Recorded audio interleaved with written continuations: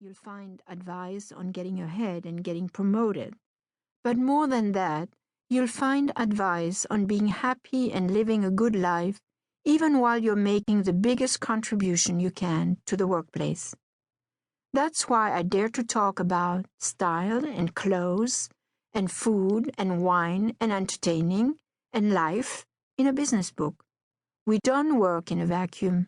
Our work is part of the rest of our lives. I want to emphasize that you can work smarter and healthier than a lot of people, and you can reap the benefits. That's one form of savoir faire. I remember my first meaningful job in New York in public relations. I had no training or real experience in PR. I was a trained translator-interpreter. I didn't think I was qualified for the PR position, but the classified ad in the New York Times described what seemed like such a dream job for me that I applied anyway. But so did 30 others. That I got the job was a wonder to me, and like a lot of people starting a new job, really a new stage in life and career, I was a bit scared that I might not be up to the challenge. It turned out that I was, and at my 3-month review, I had grown the courage to ask my boss why he had chosen me over all those people with stronger PR experience and backgrounds. I couldn't even write a press release, I said, still full of wonder. Mireille, anyone can learn to write a press release, he answered. Your general knowledge, enthusiasm, and language skills set you apart from the others. We are who we are, but we can learn new things all the time, evolve over time by working hard and smart, and realize our potential. Plus, others, like my clairvoyant PR boss, can see talent and potential in us that sometimes we can't for ourselves. I learned through my 2 best-selling French women books that if I share my experiences and highlight some of the lessons I've learned, I can have a helpful influence on people who are eager for a little coaching and wish to join a community of like-minded women.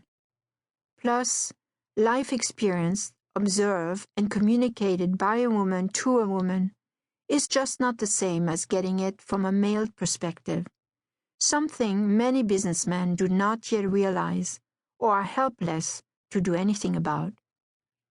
Over the course of my career, I went from that PR job to board meetings of multi-billion-dollar companies and divisions held in global capitals where at 8:30 a.m., self-possessed executives lit up their cigars, noblesse oblige, and hours later, the smoke was still rising, though the quality of discourse was not. At one meeting, I vividly recall, I caught a division leader firing up his laptop with pornography. Seeing me seeing him, he said, I need it in the morning to get me going. You cannot make this stuff up. Have you noticed that the author of almost any business book, whether self-help, textbook, memoir, or biography, is usually someone who has never been mistaken for a secretary? Not a surprise, since more than 90% of CEOs and corporate board members are men. Now, I confess that I'm no professor of business, management consultant, a new term is management therapist, or career guru.